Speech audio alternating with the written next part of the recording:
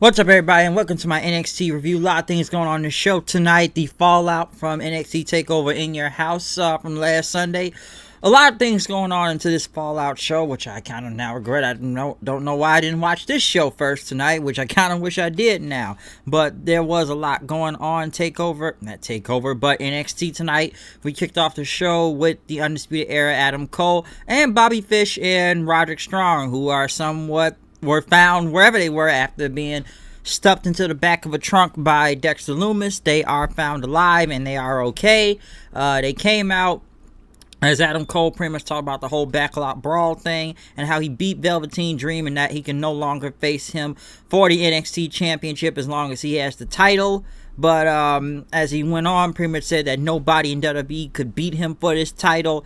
And then he talked about Dexter Loomis. That's the next order of business. Which Fish pretty much says that this guy is obsessed. After putting him into a trunk, Roderick Strong went on to say, like, everybody knows I don't like being in the back of trunks, which they kind of looked at Strong for a second, a little bit crazy there. It's like, okay, you don't like being in trunks, but Roderick Strong pretty much started talking about, look, there he is, he's right over there, he's like right over there. And every time the Undisputed Era turned around, Loomis was not there because he was in the crowd, but they never could find him. It looked like he was in the crowd, but it's like he wasn't. You know, every time they turned around, like, there's nobody there, Strong. Roddy, nobody's there. It looked like he just kept showing up there most of the time, which Roderick Strong kept getting all creeped out and pretty much like, there he is. But Cole went on to sit, pretty much says, listen, he's now going to beat Loomis. He's going to send him back to the drawing board. He's going to take him out tonight, and that's going to be Undisputed. But as the Undisputed Era was leaving, once again, Strong saw him again, and then he ended up running, trying to tell the rest of the Undisputed Era as he just showed up doing his death stare Loomis before leaving. So, yeah, Loomis, obviously, they're pushing this guy almost kind of fast right now in a way, especially if they're putting him against Cole tonight, not for the title, but just against Cole in general, they are pushing him pretty high. But when they came back from commercial, Roderick Strong pretty much sitting down, pretty much still freaking out as the Undisputed Era tried to calm him down. Keith Lee and Mia Yim walked into the picture, and as Keith Lee looked at that title, I guess now he may want that title next. Double champion, like I said before, and in your house review could be making this guy a double champ, but it's going to be more into this whole title thing later on to this review. But Adam Cole and them pretty much said that in your dreams, big man, as Keith Lee and Mia Yim were pretty much coming out there to face Candice LeRae and Giant Gargano in a mixed tag match, which there's a lot to say about this. I thought it was funny in the beginning when Yim was arguing with Gargano, and then LeRae tried to argue with Keith Lee, which Keith Lee pretty much picked her up and put her to the side, like, why am I arguing with you again? Basically, the short versus big person thing. And I guess when he moved out the way, Gargano attacked from behind him. They tried to do some Hurricane Ranas on both Lee and Yim, but they ended up doing a Super Collider on them, then sending them to the outside of the ring. They tried to leave, but Keith Lee caught him. He pretty much held him as me and Yim was going to do a suicide dive, but they get out the way, and Yim ended up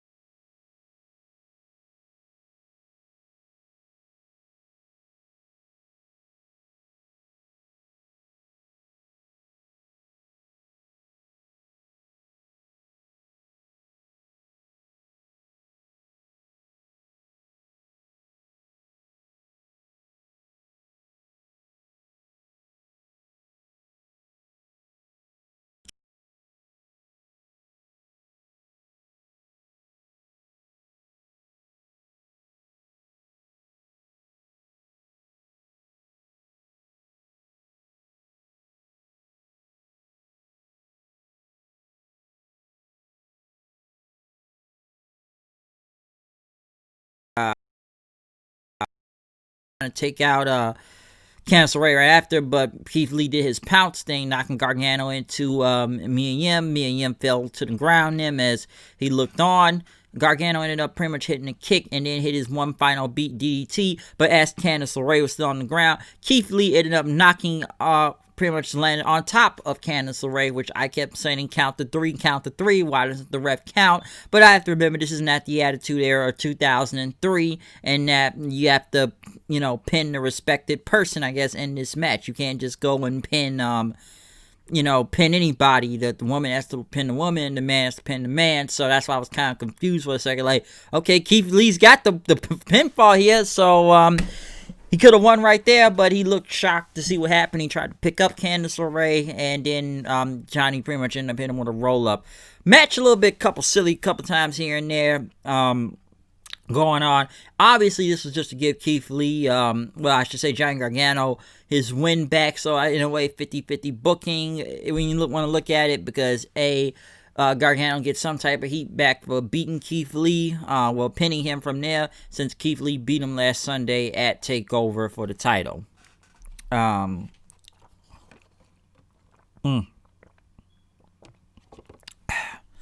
But next, though, we got Damien Priest, who pretty much talked about his match with Finn Balor, talking about that he's good, but he did have to beat Finn Balor because he said his name will live forever. But then they went to Cameron Grimes, Trevor Lee right there, pretty much talking about he's beat Finn Balor before, he's going to beat him again, that, Damien Priest is a loser, he's got no fear in his eyes tonight, but Priest ended up coming in and knocking him to the ground and says, "Tell me more," and then he walked off, which we'll get back into that later, which is pretty funny. They had a video package for Io Shirai winning the NXT Women's Championship from Sunday. Pretty much a lot of internet fan reaction, and even I guess I found this out tonight. I guess Mauro Ranallo and them filmed or recorded or whatever their commentary from their home, since it looked like Ranallo was in his home while doing the commentary from Sunday. I guess he was doing it from his house, and I know they had Shinsuke Nakamura and Asuka pretty much congratulate Io on winning, so good video package. Next, though, we got Indus Shear. I'm hoping I'm saying these guys' names right, with Malcolm Bivens there, of course.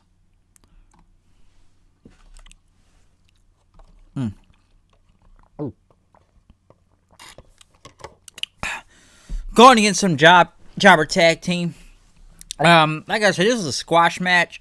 Pretty brutal, I will say, for a squash match, though. It's hit these guys pretty hard, but I like them better than their debut. I haven't really seen them what they've really done since their debut match, which wasn't really much. This was good. Pretty quick, a couple big moves and whatnot on there. Like, they could be the next big monster heel team around in the company. So, I'm trying, like I said, Indus Shear, I believe the name is. Hope I'm saying their names right. So, these guys, I'm trying not to call them Discount AOP, which they look like it. But I said, nah, maybe these guys got something. So, maybe I'm not going to call them Discount AOP. But, not bad, I should say, for a squash match. Not bad.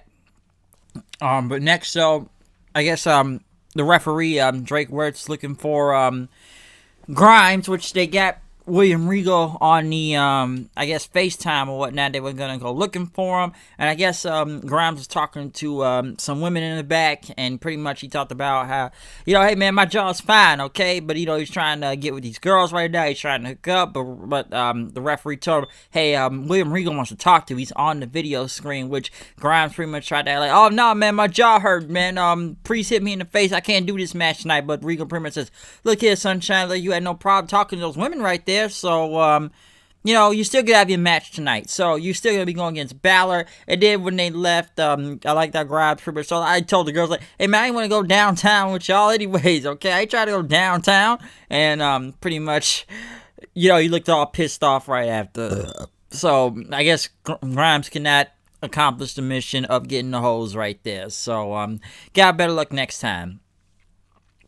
They had a video package, though, next of, Breezango in, pretty much talking about all their little, like, stripper gimmick they had going on every week on NXT, from the astronauts to the doctors to the construction workers.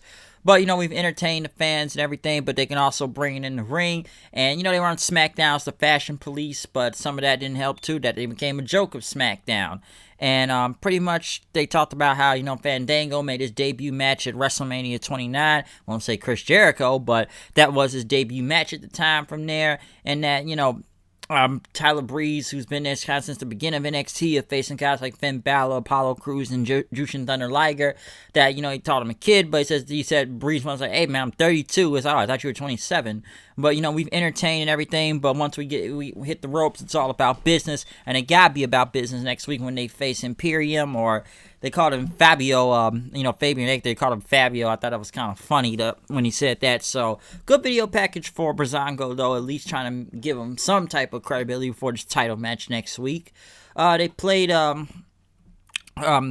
footage from the Ciampa versus Kross match from Sunday when Ciampa was killed out there. Ciampa pretty much was leaving the building, which they said he stayed for hours after TakeOver, and they asked him if it was, was Ciampa ready or if it was too much for him. Pretty much Ciampa pretty much didn't say anything, and he got in his car and drove off. Rhea Ripley talked about her match at TakeOver, how she took the L and everything, but, EO took the opportunity, but until, Robert Stone, who looked very disheveled, looked like he hadn't slept in days or on a whole bunch of coke, and pretty much he tried to get Rhea to be part of the list. Man, we're losers. We ain't got nothing going on right now. We could be a team. We can make this work. Ripley said, it's only a 1 in a million chance I ever join the Robert Stone brand. And pretty much, Robbie E right there, pretty much like, so there's still a chance. Ripley pretty much looked at him crazy and everything. She said, told him to come here. It basically beat up Robbie E and threw him into the trash can after that. Balor went against Grimes. Very good match. Let me say that. This was really good.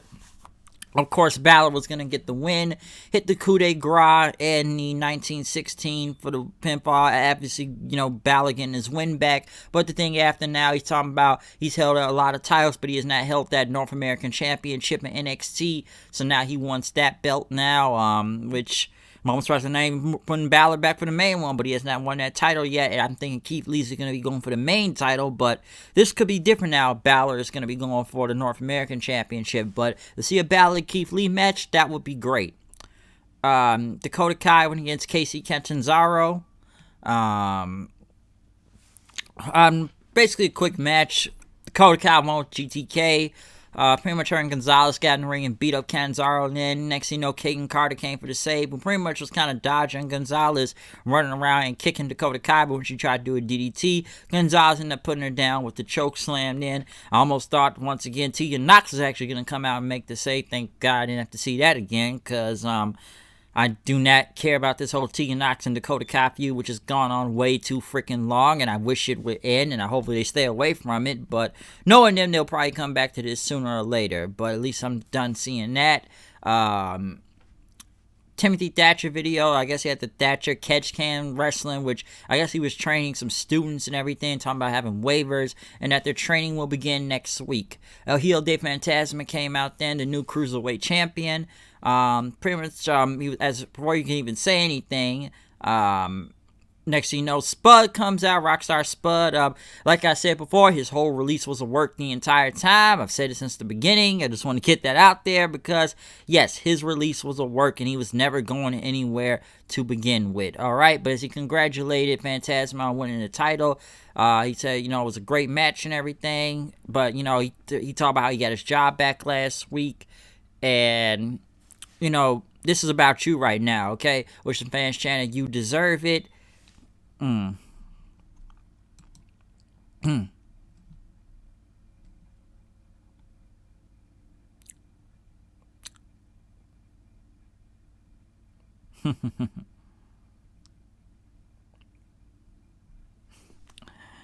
Oh, boy.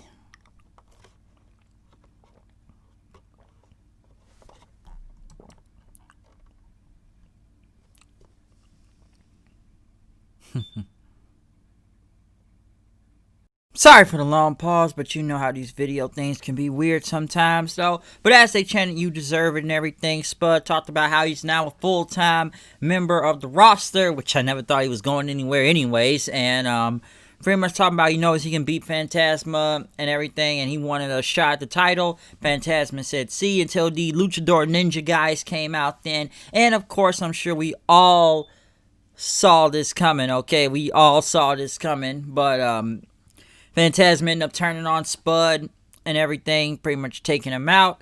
And as they jumped them, the guys took off their masks. Of course, it was Raul Mendoza and DJ Zema Ion out there. They ended up being the guys under the mask. Phantasma hit the thrill of the hunt, but then he took off his mask and now said he is Santos Escobar. He is the Cruiserweight champion, and no one can touch him. DJ Z and Mendoza ended up doing some dives on him then after that. So the guys that were kidnapped, of course, were the Lucha Ninja guys the whole time, or they put their, fake their kidnapping, or Something like that. I don't know. But obviously this was a swerve to get Phantasma to turn heel, which is not bad. Like, we know this guy can speak English. And then again, if you remember, he did take off his mask before he left AAA to come to the WWE, really. But I guess they put the mask back on him, but now they've taken the mask back off, because I know this guy is King Cuerno from before Lucha Underground. If I remember, he did lose a La Parka in AAA, and I guess it's some like traditional thing when taking off the mask in Mexico, but I guess they had to take off the mask again, and this guy could speak English very well, so a lot of people know that if you've seen Lucha Underground. But yes, he is Santos Escobar now, and with his crew. I don't know what his team name is, but he's no more El Hijo de Fantasma. He is now Santos Escobar. Not a bad swerve, though. Undisputed Era were getting ready to come out, and I guess Loomis left one of those drawings in the back with Roderick Strong found, and he was still worried about it. Pretty much Cole and them said, don't worry, let's go out there. Before they left, Strong went back to pick up the little picture, but of course, Dexter Loomis there is on the other side of the door looking at him, giving a death stare. But in the main event, we got Adam Cole versus Dexter Loomis, in a match, which was a good match, I will say that. I really thought Loomis was going to win, but this was not a bad match out there with Cole. Of course, he kept trying to put him in his submission hold that Katagame, but, next thing you know, Fish and Strong got involved. Fish had the distraction. Strong hit a kick on him, and of course, Adam Cole hits the last shot, pulling the knee pad down, getting the win. He pretty much mocked Loomis right after, but pretty much Loomis there put him in that submission hold. The Undisputed Era tried to make the save, but the Velveteen Dream came out then, pretty much taking down the Undisputed Era. Loomis ended up chasing away Roderick Strong as Dream and Fish battled somewhere else. Adam Cole was still in the ring by himself, holding up the title. But then next thing you know, the lights come out, and who, of course, comes out? Scarlett Bordeaux, the NXT Performance Center student, started chanting, fall in, pray. Fall in, pray. Fall in, pray. And as Scarlett walked out there, she had an hourglass, which she sat down, which of course means tick-tock, tick-tock, tick-tock, tick-tock. And Killer Kross obviously going for the title. So it looks like a lot of people inside for this title picture right now when you think about it. Of course, Kross was going to be hot-shotted towards the belt one way or another. I think we all know that. Come on, that's the way they had him kill Ciampa out there the other night. Yeah, this guy's basically being hot-shotted towards the title, which I thought they probably would have put him against someone else before that, but obviously immediately they want him near that belt. Now it could be because Adam Cole is either going to the main roster or the thing that his contract is coming up, and that's why also, but,